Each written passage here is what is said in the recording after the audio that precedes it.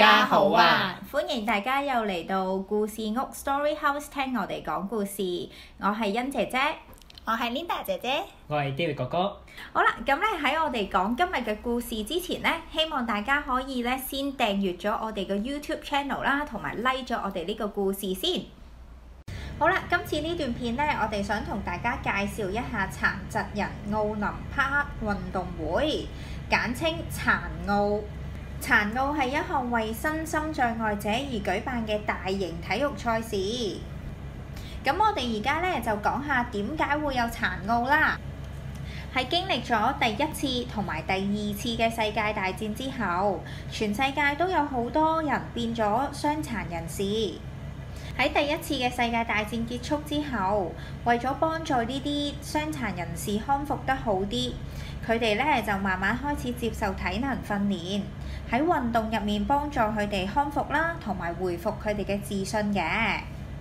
喺1948年，有一位醫生叫路德維希古特曼，佢喺第二次世界大戰嘅時候咧，為咗一班傷殘嘅軍人組織咗一個運動競技團。我想死啊！我而家路又行唔到，咩都做唔到，我仲點做軍人啊？你唔好放棄自己啦，你仲有好多嘢可以做噶嘛。例如我哋可以做運動噶。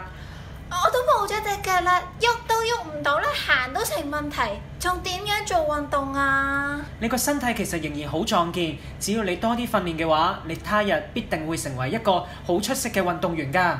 就係咁，喺4年之後，荷蘭亦都開始有參加者加入呢項運動會。呢一個就係殘奧會嘅起源啦。而香港呢，亦都喺1972年第一次參加殘奧會。雖然呢啲運動員佢哋嘅身體有一啲缺陷，但係直至到2016年為止，佢哋嘅成績都係非常之好嘅喎。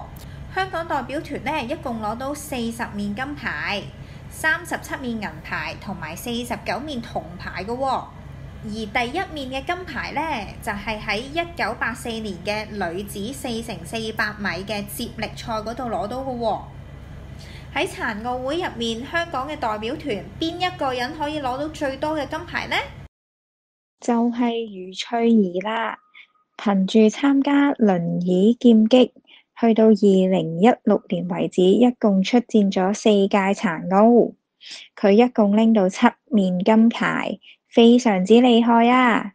所以呢，我哋除咗要支持參加奧運會嘅運動員之外，我哋更加要支持參加殘奧會嘅香港運動員啦。因為即使佢哋身體有缺陷，要付出更加多嘅努力，佢哋都冇放棄過㗎。所以各位小朋友，你哋都要好似啲運動。如果各位家長同埋小朋友想繼續支持我哋，請我哋食粒糖嘅話，可以有以下方法，分別係轉數快，同埋成為我哋嘅 YouTube 會員。今日嘅故事就到呢度啦，希望大家鍾意啦。記住 follow 我哋嘅 Instagram、Facebook。同埋訂閱我哋嘅 YouTube 頻道啦！如果你想第一時間就知道我哋有啲咩新故事出咗嘅話，記住撳埋個啷啷啦！